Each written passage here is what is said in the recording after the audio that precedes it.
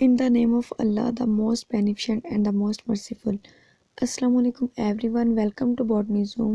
Myself Iram Arshad. This is the third part of plant such as physiology, and today we are going to study about waterlogging, drought effect on plant growth, drought tolerant plants, light stress in plants and radiation. First of all हम drought के बारे में discuss करते हैं। अगर इस साल बारिश कम होती है तो बारिश कम होने की वजह से वाटर कंसंट्रेशन जो है वो कम हो जाएगी, जिसकी वजह से प्लांट्स ज़्यादा अमाउंट में वाटर एब्सॉर्ब नहीं कर पाएंगे, जिसकी वजह से प्रॉपर्ली जितना वाटर चाहिए उतना नहीं मिलेगा। जब उतना वाटर नहीं मिलेगा तो बाकी के जो इसके मेटाबॉलिक प्रोसेस हैं जैसे फोटोसिंथेसिस और इस तरह के जितने भी मेटाबॉलिक प्रोसेस हैं वो सब डिस्टर्ब हो जाएंगे। वाटर जो कि इसका फिजिकल फैक्टर है, जो वाटर है प्लांट लाइफ पे, इसकी कमी की वजह से नेगेटिव इफ़ेक्ट्स आ रहे हैं। इसकी कमी की वजह से फोटोसिंथेसिस का प्रोसेस डिस्टर्ब हो रहा है।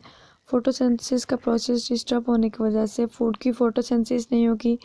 जब फूड की फोटोसिंथेसिस नहीं हो पाएगी तो प्लांट जो है वो अच्छे से ग्रो नहीं कर पाएगा। वाटर की कमी की वजह से प्लांट्स की फोटोसिंथेटिक प्रोसेस और ग्रोथ की जो प्रोसेस है वो डिस्टर्ब हो रही हैं, और इस कंडीशन को हम ड्राउट स्ट्रेस कहते हैं। नेक्स्ट वाटर लॉगिंग है। वाटर लॉगिंग में प्लांट्स को एक्सेस अमाउंट ऑफ वाटर मिल रहा होता है, जिससे इसकी मेटाबॉलिक प्रोसेस डिस्टर्ब होते हैं। As we all know that excess of everything is bad. कोई चीज़ अगर ज़्यादा अमाउंट में हो तब भी उसके नेगेटिव इफ़ेक्ट्स आते हैं, और अगर कोई चीज़ कम अमाउंट में हो तब भी उसके नेगेटिव इफ़ेक्ट्स आते हैं। इसलिए हर चीज़ को जो है वो मेंटेन होना चाहिए। इस पिक्चर में देखें वाटर की कंसनट्रेशन जो है वो ज़्यादा हो चुकी है। वाटर की कंसनट्रेशन ज़्यादा होने की वजह से मेटाबॉलिक प्रोसेस डिस्टर्ब होंगे, जिसकी वजह से प्लांट्स की ग्रोथ पे काफ़ी इफेक्ट होगा। लॉगिंग है जिसमें एक्सेस अमाउंट ऑफ वाटर की वजह से प्लांट्स पे जो है वो नेगेटिव इफेक्ट्स आते हैं, और इस कंडीशन को हम वाटर लॉगिंग स्ट्रेस कहते हैं। नेक्स्ट ड्राउट टॉलरेंट प्लांट्स हैं। ऐसे प्लांट्स जो कम पानी में भी जिंदा रह सकें, जहाँ पर बहुत कम पानी है ऐसे कवर भी वो अच्छे से ग्रो कर सकें, तो ऐसे प्लांट्स को हम ड्राउट टॉलरेंट प्लांट्स कहते हैं। जैसा कि हम डेजर्ट में देखते हैं कि बहुत सारे प्लांट्स कम पानी के साथ भी अच्छे से ग्रो कर रहे होते हैं, इन्हें हम ड्राउट टॉलरेंट प्लांट कहते हैं।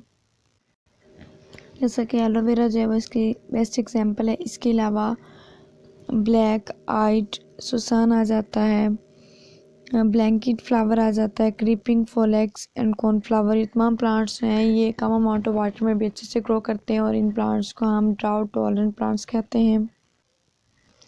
नेक्स्ट हमारे पास है plants grow in excess water.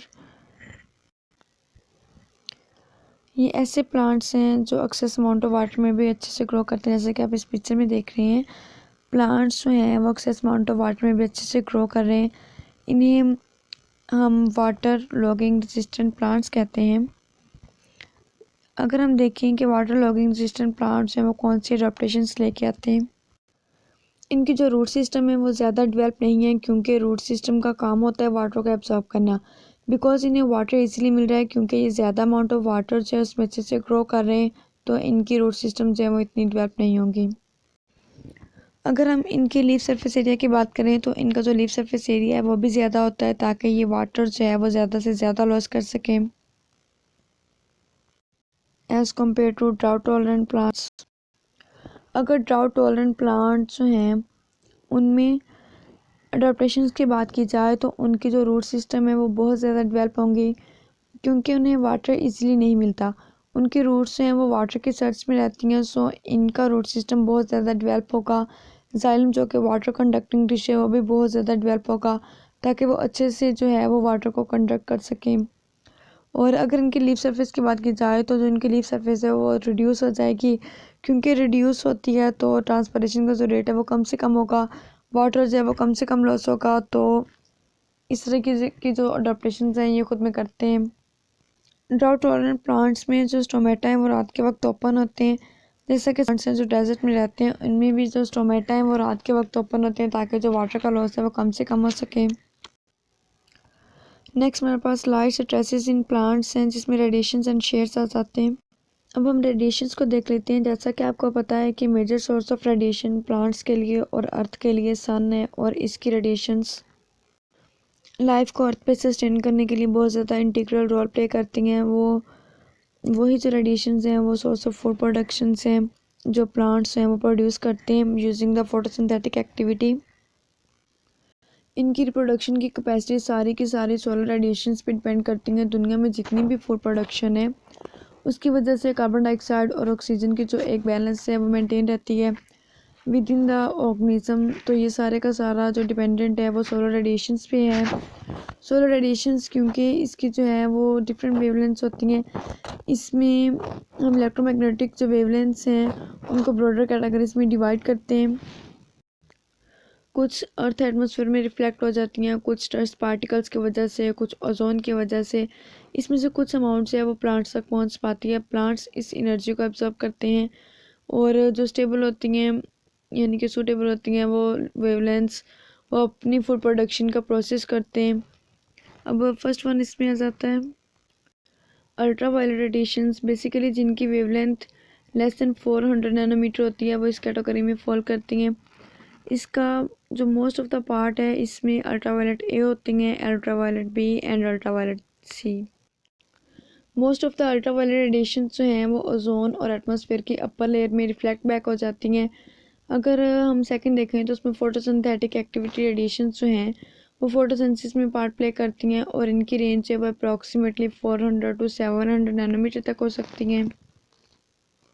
तो इस रेंज में ये आती हैं जो फोटोसिंथेसिस में रोल प्ले करती हैं और क्लोरोफिल पिगमेंट से फूड प्रोड्यूस करने में हेल्प आउट करती हैं। थर्ड वन अगर हम देखें इसमें 4 रेडिएशन आ जाती हैं। इसकी वेवलेंथ जो है वो ज़्यादा होती है, अप्रॉक्सीमेटली 700 to 780 नैनोमीटर तक होती हैं। तो ये 3 ब्रॉडर कैटेगरीज हैं हमारे पास जो सन से एटमॉस्फेयर में जो इंटर होती हैं और प्लांट्स तक पहुँचती हैं और इनके अपने इम्पैक्ट्स हैं प्लांट्स पे, ये डिफरेंट वे से रिएक्ट करती हैं। नेक्स्ट हम देखते हैं causes of radiation stress. First of all से हमारे पास सन आ जाता है। सन जो कि सोलर रेडिएशंस का एक मेजर सोर्स है क्योंकि मेन रेडिएशन सारी की सारी सन से ही आ रही होती हैं, जनरेट होती हैं वहीं से, और वही रेडिएशन जो हैं वो स्ट्रेस काज करती हैं। सन से जो जनरेट होने वाली रेडिएशंस होती हैं उनमें सबसे इंपॉर्टेंट जो नेचुरली प्रोड्यूस होती हैं वो गैमा रेज हैं। गैमा रेज जो हैं ये भी सन से जनरेट होती हैं। और सेकंड वन जो है हमारे पास वो एक्स रेज हैं। एक्स रेज जो हैं ये भी सन से जनरेट होती हैं और एक्स रेज की फॉर्म जो एटमॉस्फेयर में पाई जाती हैं वो नेचुरल हैं, वो भी सन से ही जनरेट होती हैं। और थर्ड कैटेगरी जो हमारे पास यूवी रेज की आ जाती है। यूवी रेज जो हैं सन से आने वाली जो रेज हैं इलेक्ट्रोमैग्नेटिक रेज उनका पार्ट है। और उसके बाद इंफ्रारेड रेज हैं हमारे पास। इंफ्रारेड रेज जो हैं से जनरेट होती हैं। और एक और जो है इस कैटेगरी में वो सबसे डिफरेंट है वो रेडियो वेव्स हैं।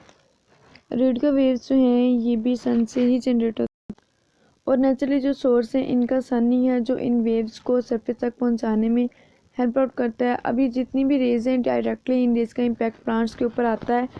गैमा रेज एक्ट करती हैं, ये अपना डैमेजिंग इफेक्ट काज करती हैं डिफरेंट लेवल्स पे।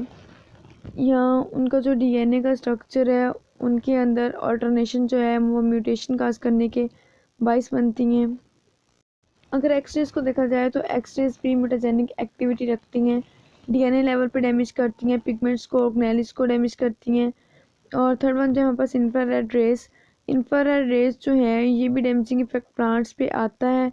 और जो रेडियो वेव्स हैं रेडियो वेव्स का भी डैमेजिंग इफेक्ट आता है प्लांट्स के ऊपर, लेकिन इन चारों से ज़्यादा जो सेवेरिटी रखती हैं वो हमारे पास यूवी रेज हैं।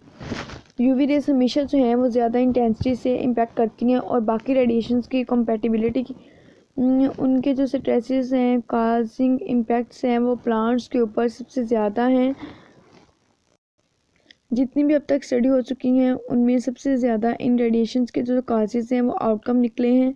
यूवी रेडिएशंस को कंसीडर किया गया है कि ये मेजर काजिंग इम्पैक्ट रखते हैं जो ऑर्गेनिजम्स की लाइफ के ऊपर, दोनों कम्युनिटी, बोथ फ्लोरा एंड फाना कम्युनिटी, उसमें प्लांट्स हों या एनिमल्स हों या सब की कम्युनिटी जो है उनके ऊपर जो है अपने बैड इम्पैक्ट्स जो हैं वो शो करती हैं।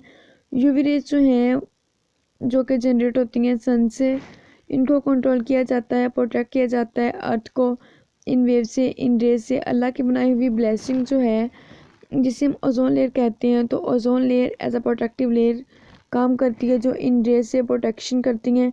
लेकिन ड्यू टू ह्यूमन एक्टिविटी इनकी पोटेंशियल इम्पैक्ट जो है इस ग्लोबल पे मौजूद है और अर्थ के अंदर आने वाले बहुत सारे यूवी रेज की जो इंटेंसिटी है वो ना सिर्फ प्लांट्स कम्युनिटी को डैमेज करती हैं बल्कि वो एनिमल कम्युनिटी को भी डैमेज करती हैं, और जिसमें इन वेव्स की कार्सिनोजेनिक इम्पैक्ट्स जो हैं वो बहुत सारे एडवर्स इफ़ेक्ट्स हैं।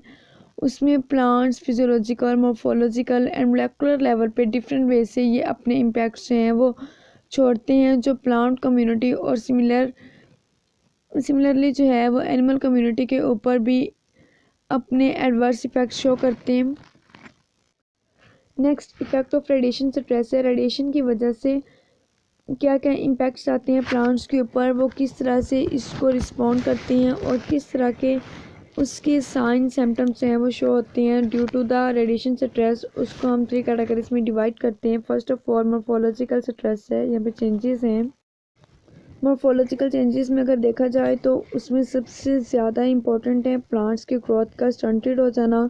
ग्रोथ रिड्यूस हो जाती है, प्लांट प्रॉपरली अपनी ग्रोथ नहीं ले पाते, लीफ एरिया उनका कम होना स्टार्ट हो जाता है, क्योंकि जब ग्रोथ प्रॉपरली नहीं हो पा रही तो उनके लीफ का प्रॉपर एक्सपेंशन नहीं हो पाता, और प्लांट्स हैं वो प्रॉपर एक्सपेंशन के साथ लीफ प्रोड्यूस नहीं करेंगे तो उसकी लाइट कैपेसिटी जो है वो कैप्चर करने की वो कम हो जाएगी, जो इसकी ग्रोथ के ऊपर फर्दर एडवर्स इफ़ेक्ट्स हैं वो लेकर आते हैं। नेक्स्ट हमारे पास फिजियोलॉजिकल इफ़ेक्ट्स हैं। First of all bleaching of phycobilin proteins हैं। फाइकोबाइलिन प्रोटीन्स हैं उनका रिमूवल स्टार्ट हो जाता है।